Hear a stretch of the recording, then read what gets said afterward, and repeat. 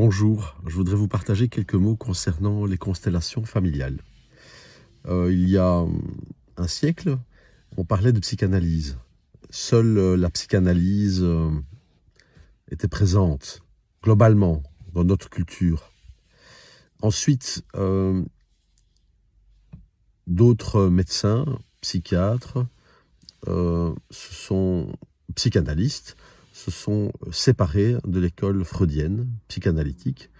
Ils ont marqué certains désaccords. Et parmi eux, il y a un Suisse de renom international. Certainement, ça a eu un impact, une influence sur l'ouverture actuelle en Suisse, la reconnaissance de toutes les approches non analytiques, non psychanalytiques, qui sont remboursées d'ailleurs ici en grande partie en Suisse. Et il s'appelle Jung. Jung était donc un médecin, psychiatre, psychanalyste de renom, et pour lui, l'approche psychanalytique freudienne était insuffisante. Voilà, de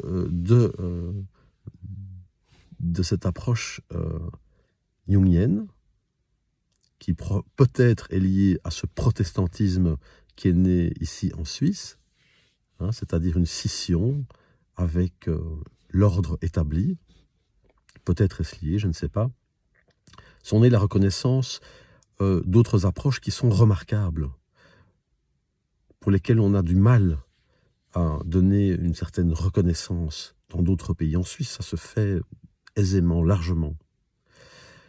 Et aussi, un autre médecin, psychiatre, de renom international, Fritz Perls, lui aussi s'est intéressé bien entendu à la psychanalyse et il a été le fondateur de la Gestalt. Mon père a été l'un des pionniers en Gestalt en Europe, l'un des premiers gestaltistes européens, et moi j'ai grandi dans cette soupe depuis toujours. En Gestalt, comme on le dit aujourd'hui dans toutes les approches thérapeutiques, on parle de l'ici et du maintenant.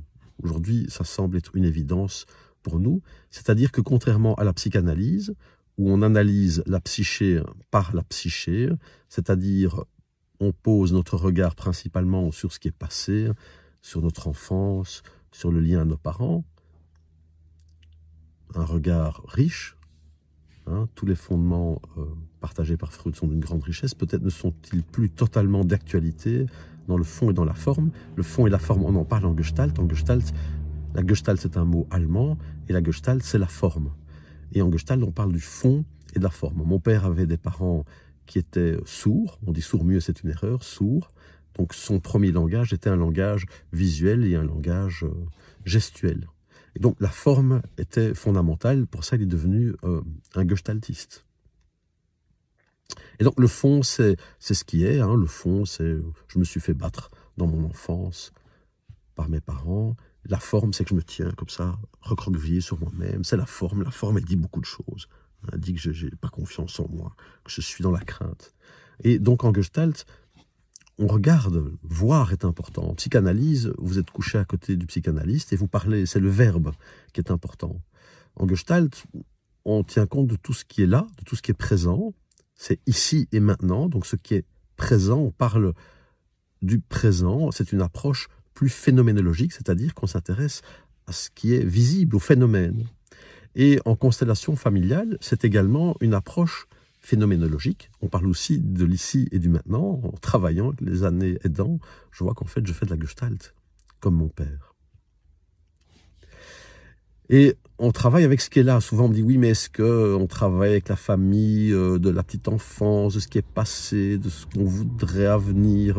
C'est atemporel, c'est en dehors du temps, c'est au-delà du temps. Donc on travaille avec ce qui est présent, ce qui nous habite, ce qui est présent. Maintenant, là où nous sommes, c'est donc une approche phénoménologique. Les fondements, c'est sur ce qui nous est montré, sur ce qu'on voit, sur les phénomènes qui apparaissent, qui sont visibles. Ce n'est pas un travail analytique. Voilà, ce qui ne veut pas dire qu'on ne peut pas mettre des mots pour nourrir l'entendement. Moi, je partage beaucoup de mots après chaque constellation familiale pour nourrir l'entendement. C'est Bert Hellinger qui est l'un des maîtres fondateurs en constellation familiale. Ça existait déjà avant lui, même sous ce terme. Et lui, en tant que missionnaire, qu'ancien missionnaire, en tant que prêtre, en tant qu'Allemand, il a découvert en Afrique du Sud euh, une approche phénoménologique, hein, je pourrais dire comme des rites chamaniques, c'est un mot que je n'aime pas parce qu'il est très galvaudé, en tous les cas une connaissance ancestrale pour prendre soin de chacun, de la place que chacun occupe, des liens familiaux, des liens sociaux et des dynamiques qui sont en place pour voir qu'est-ce qui prend d'énergie, qu'est-ce qui donne de l'énergie, pour pouvoir donner à chacun une bonne place, nourrir des liens qui soient bénéfiques pour tous et des dynamiques qui sont enrichissantes au bénéfice de tous. Et cela aidant, Bert Hellinger est sorti des ordres religieux. C'était un homme profondément religieux, profondément spirituel, un homme d'exception. Eh bien, il a créé les constellations familiales, enfin, il a créé son nez, hein, de sa présence, de son regard, hein, de sa conscience, de sa façon d'appréhender, de cette qualité de présence, de sa façon d'embrasser la réalité, sont nées les constellations familiales. Bon, le terme constellation familiale a été galvaudé, il ne s'est pas soucié de protéger ce nom, et donc on en a usé et on en use aujourd'hui dans le monde entier. Moi, j'ai été explorer des constellations familiales chez de nombreux professionnels, et c'est vrai que j'ai vu de tout, absolument de tout. Bert Hellinger était fâché, en désaccord avec ce qu'on avait fait des constellations familiales, et donc il a appelé ça la Hellinger Scientia. Quand j'ai entendu la première fois Hellinger Scientia, je me suis dit, waouh, ça c'est audacieux, c'est étrange, c'est la 4-7 Scientia, il faut y aller. Et j'ai compris l'expérience aidant, j'ai compris la Hellinger Scientia, la science c'est l'expérience, hein, et d'une multitude d'expériences, eh bien, on peut en tirer des lois générales relatives, des règles, hein, des observations, une prise de conscience, et comme ce sont ces prises de conscience, ces observations, ces expériences, il appelle ça, ce sont mes expériences, ce sont les expériences 4CEF. Sur l'expérience de Hellinger, c'est la science, hein, c'est la sagesse, la conscience, l'expérience de Bert Hellinger. Et donc, les dernières années de son existence, il a appelé ça la Hellinger Scientia. Voilà. Maintenant, ce que je vois, ce que je sais déjà depuis de nombreuses années, l'approche est secondaire. Enfin, l'approche en général, je ne parle pas des constellations familiales. Pour moi, de mon point de vue, l'approche est secondaire. Ce qui compte, c'est la personne. La qualité de la personne, sa façon d'être, et son travail est la prolongation de qui il est. Ça, c'est mon regard. Certaines personnes préfèrent choisir un professionnel remboursé par la sécurité sociale, proche de chez eux, ou reconnu par une école, par l'État. Et puis d'autres personnes veulent absolument aller chez des personnes qu'ils estiment être remarquables pour eux à un moment donné. Personnellement, je n'hésite pas à faire 500 km, 1000 km, 2000 km ou plus pour aller chez quelqu'un de remarquable, et je sais que quoi qu'il fasse, il le fera d'une façon qui pour moi est juste, de grande qualité, avec laquelle je peux être en accord. Et donc, pour moi, de mon regard, c'est la personne qui importe. L'approche, hein, on parle de technique, il n'y a pas de technique, l'approche, la façon d'être, d'approcher les choses, est la prolongation de qui nous sommes. Voilà quelques mots sur les constellations familiales. Il y a beaucoup de choses à dire, hein, sur cette approche phénoménologique. Si vous voulez en savoir plus, vous pouvez aller voir sur mon site, Constellation Trait d'Union Familiale. Donc le tout est au singulier, Constellation Trait d'Union Familiale. Je donne des consultations individuelles de visu. Évidemment, avec le confinement, j'ai développé les consultations individuelles par Skype, ce que je n'imaginais pas du tout faire. Le résultat est de qualité remarquable et similaire. Ça se fait un petit peu différemment.